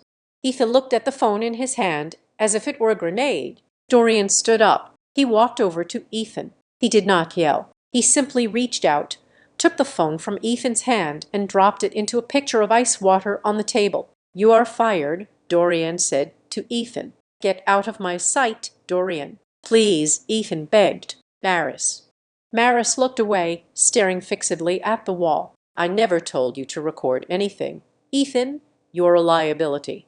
Dorian turned to me. He looked old, defeated. "Where do I sign?" Harper opened binder A. She slid a pen across the table. "Right here," she said. "But there is a condition." Dorian paused, the pen hovering over the paper. "What condition?" "The money," Harper said. "The retraction, the audit. You have 30 days, exactly 30 days, from this moment to complete every item on this list. If the 5 million is not wired, if the apology is not printed, or if you delay the audit by even 1 hour, binder A dissolves." She pointed to the thick black binder on the edge of the table, "and binder B goes to the Department of Justice automatically. No more meetings, no more warnings. 1 strike and you are dead." Dorian looked at the contract. He looked at me. He realized that the woman he had threatened, the woman he had dismissed as a scorned wife, had just put a leash around his neck. He signed. His hand shook so badly the signature was barely legible. "It is done," Dorian said, dropping the pen. "Now give us the evidence." "You get the copies," I said, standing up. "I keep the originals until the 30 days are up." "Collateral," I signaled to my team. Juno packed her laptop. Ronan grabbed his tablet. Harper picked up binder B. We walked out. I did not look back at them. I did not look at Maris, who was weeping silently. I did not look at Dorian, who had slumped into his chair. I walked down the long glass hallway toward the elevators. My heels clicked on the marble floor. A steady, rhythmic sound of progress. I heard running footsteps behind me. I knew who it was. I stopped and turned around. Ethan was running toward me. His tie was crooked. His face was a mask of panic and disbelief.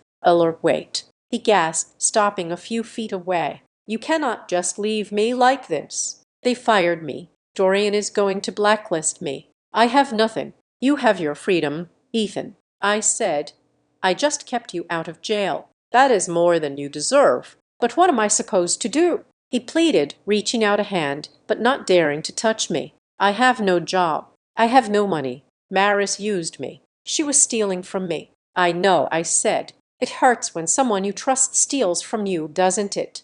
"I can fix this," he said, his eyes wild. "I can come work for you. I know the systems. I know the FRA. Layla, please. I helped you build this. I was there when you started. Give me a chance. I will do anything. I will be an assistant. I will be a janitor. Just don't leave me out here." I looked at him. I looked at the man I had loved for 5 years. The man I had cooked for, cleaned for, and lied for. I felt nothing. No anger, no sadness, just a profound sense of indifference. He was a stranger who had tried to break into my house and failed. I looked at my watch. "It is 9:30 in the morning." "Ethan," I said, so the 30-day clock has started." I said. Dorian has 29 days, 23 hours, and 30 minutes to wire me $5 million. If I were you, I would get out of the building before he realizes he can blame the delay on you. Iller, please, he cried, tears streaming down his face. I love you. I turned around and pressed the elevator button. The doors opened immediately. No, Ethan, I said, stepping inside. You love the Axis. The door slid shut, cutting off his sobbing face. I stood in the silence of the elevator as it began its descent. I took a deep breath. 30 days. They had 30 days to pay for their sins, and I had the rest of my life to enjoy the receipt. They say punctuality is the politeness of kings. But in the legal world, a deadline is a guillotine blade. It does not care if you are sorry. It only cares if you are on time. On the morning of day 31, the sun rose over Washington, D.C. with a blinding indifferent brightness. I was sitting in Harper Locke's office drinking tea that had gone cold an hour ago. We were waiting for a wire transfer notification, $5 million, a public apology, a signed confession. At 9:00, the phone rang. It was not the bank. It was a courier. He delivered a letter from North Lake's legal team. Harper opened it, her face impassive. She read the first paragraph and let out a sigh that sounded lie. She was blowing out a candle. They are asking for an extension, she said, tossing the letter onto the desk. They cite liquidity issues due to the recent stock drop. They want another 60 days to restructure their finances before making the settlement payment. They claim it is a reasonable request given the market volatility. I looked at the letter. It was the last gasp of a dying arrogance. They still thought this was a negotiation. They still thought I was the wife who would wait patiently while they figured out their schedule. They think I am bluffing, I said. They think you are nice, Harper corrected. They are betting that you do not have the stomach to push the button. I stood up and walked to the window. I looked down at the street, at the tiny cars and the tiny people. I thought about the years I spent making myself small so Ethan could feel big. I thought about the credit card debt he saddled me with. I thought about Maris Vale calling me a dead end. Harper, I said, turning back to the room. Released binder B. All of it, she asked. Send the bribery ledger to the FBI. I ordered. Send the data theft logs to the Federal Resilience Authority and file the motion to enforce the penalty clause. I want the full $10 million in accelerated damages, and I want their assets seized. Harper picked up her phone. She dialed a number. Execute, she said. The collapse of North Lake Aeroworks was not a slow decline. It was a controlled demolition. By noon, the news had broken. The FRA had suspended North Lake from all federal bidding pending a criminal investigation. The stock price, already shaky, went into freefall. It dropped 40% in 1 hour. Trading was halted twice. By 2 in the afternoon, the board of directors had called an emergency meeting to oust Dorian Vale, only to find out that federal agents were already in the building with search warrants. But the real drama was reserved for the hearing. Because of the high-profile nature of the FRA contract and the whistleblower allegations, the House Oversight Committee had called an emergency session to determine if the grid integrity was compromised. I was subpoenaed to testify. So was Dorian. So was Ethan. The hearing was set for 2 days later. I arrived at the courthouse in a black sedan. The steps were swarming with reporters. Flash bulbs went off like lightning storms. I stepped out wearing a navy suit, my head held high. I was not hiding. I was the CEO of Foxworth Meridian, and I was there to claim what was mine. And then I saw him. Ethan was standing near the security checkpoint. He looked like a man who had aged 10 years and 48 hours. His suit was wrinkled. He hadn't shaved. He was alone. No lawyers, no Maris, no entourage. When he saw me, he did not run. He crumpled. He pushed through the line of reporters and ran toward me. Security guards stepped forward, but I held up a hand. Let him come, Leeler. He cried out. The cameras turned toward him. The microphones swung in his direction. He stopped at the bottom of the concrete steps where I was standing. And then, in front of the New York Times, the Washington Post, and CNN, Ethan Kedar fell to his knees. Please, he sobbed, reaching for the hem of my jacket. Please, Layler, make it stop. They are going to put me in jail. Dorian is blaming me for everything. Maris gave them fake email saying, "I'd acted alone. You have to save me. I am your husband." The shutters clicked furiously. It was the photo that would define the rest of his life. The rising star of the defense industry on his knees begging the wife he had discarded. I looked down at him. I did not feel triumph. I did not feel joy. I felt a strange clinical detachment. "Get up, Ethan," I said. "You are embarrassing yourself." "I don't care," he shouted. "I have lost everything. I just want my life back. I want us back. I made a mistake. Illa, a terrible mistake, but I love you. I have always loved you." The crowd went silent, waiting for my reaction. I looked him in the eye. I saw the fear. I saw the desperation, but I did not see love. "I have one question for you, Ethan," I said, my voice carrying over the silence. "And I want you to answer it honestly for the first time in your life." He nodded frantically, wiping tears from his face. "Anything, anything. Do you love me?" I asked. "Or do you love the way I made you look successful?" Ethan opened his mouth. He looked at me. Then he looked at the cameras. Then he looked back at me. He froze. He could not answer because the truth was stuck in his throat and the lie would not come out. He loved the mirror I held up for him. He loved the clean clothes, the balanced checkbook, the organized life. He loved the pedestal I built. He never loved the woman who built it. "That is what I thought," I said. I stepped around him and walked up the stairs. Inside the hearing room, the air was recycled and tense. Dorian Vale sat at the defendant's table with a team of lawyers who looked like they knew they were losing. Maris Vale was sitting 2 rows back, wearing dark glasses indoors, trying to disappear. I took my seat. Harper sat beside me. The chairman of the committee banged his gavel. "We are here to discuss the allegations of procurement fraud regarding the Eastern Seaboard Great Contract." The chairman said, "Mr. Vale, you have submitted a statement claiming that Mr. Ketter acted as a rogue employee in stealing data from Foxworth Meridian Group. Is that correct?" "It is, Mr. Chairman," Dorian said, his voice smooth but strained. "Ethan Ketter was ambitious. He acted without my knowledge or consent. We are victims of his zealotry." Ethan, sitting at a separate table, put his head in his hands. Maris was nodding in the background, reinforcing the lie. "We have a problem with that statement," the chairman said, "because this morning the committee received a new piece of evidence from an anonymous whistleblower." Harper nudged me. It was our compliance engineer from North Lake, the one who had sent the bribery ledger. "This is an audio file," the chairman said, "recovered from the personal cloud server of Mr. Ketter, but corroborated by metadata linked to Mr. Vale's office devices." Dorian went still. The clerk pressed a button. My voice filled the room. "Who told you to take it?" "Ethan." Then Ethan's voice. It was Dorian. "He and Maris, they said it was just business intelligence." But then the audio continued.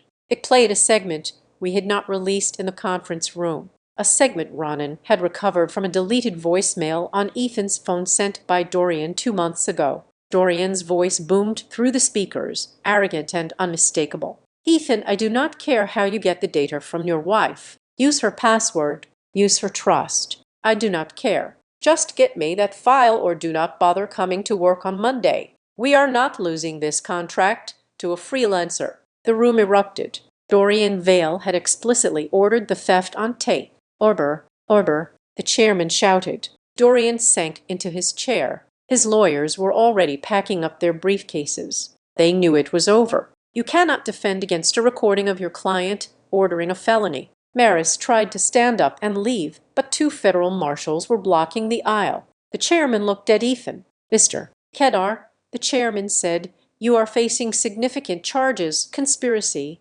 theft of trade secrets. However, the Department of Justice has indicated they are willing to offer a plea deal in exchange for full cooperation against Mr. Vale and MS. Vale regarding the bribery scheme."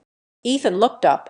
He looked at Dorian, who was staring at the table. He looked at Maris, who was looking at the floor. He looked at me. I nodded. Just once. It was the only mercy I would give him. "Take the deal." My eyes said, "It is the only way you survive. I will cooperate." Ethan whispered into the microphone. "I will tell you everything about the bribery, about the shell companies, about Maris." Maris gasped. Ethan, no. She set up the LLC, Ethan said, his voice gaining strength. Blue Horizon strategy. She laundered the money I took from my wife. She spent it on jewelry while I thought we were investing.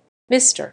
Marshall, the chairman said to the officer standing near the back, please escort Ms. Vale to a separate room for questioning regarding financial fraud. The hearing ended in a blur of motion. Dorian Vale was handcuffed and led out through a side door. Maris was escorted out by agents, her designer heels clicking frantically on the floor. Ethan sat alone at his table, signing a stack of documents that would trade his career for his freedom. Then the chairman turned to me. Ms. Foxworth, he said, the committee apologizes for the delay and the accusations levied against your firm. The Federal Resilience Authority has reviewed your proposal. It is the only bid that remains untainted and technically superior. The contract for $900 million is officially reaffirmed to Foxworth Meridian Group. Congratulations.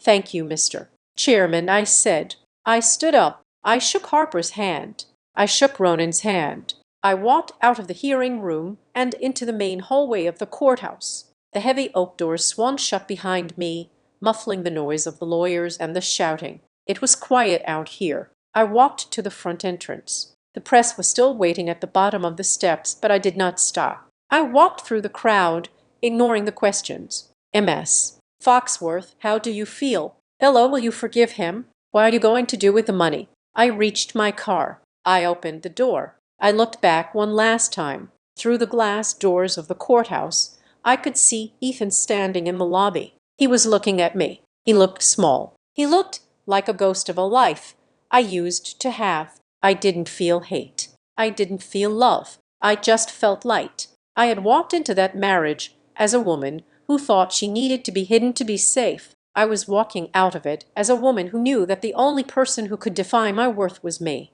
I got into the car. I started the engine. The radio was playing a song I liked. I put the car in drive and pulled away from the curb. I did not check the rear view mirror. I had too much work to do. Thank you so much for listening to my story. It was a long journey from the shadows to the light, and I'm glad I could share it with you. I would love to hear from you. Please comment below and tell me where you are listening from. I always enjoy seeing how far these stories travel. If you enjoyed this, please make sure to subscribe to the Azad Revenge Stories channel, like this video, and hit that hype button so we can get this story out to more people who might need to hear it. Stay strong and remember, never let anyone make you feel small.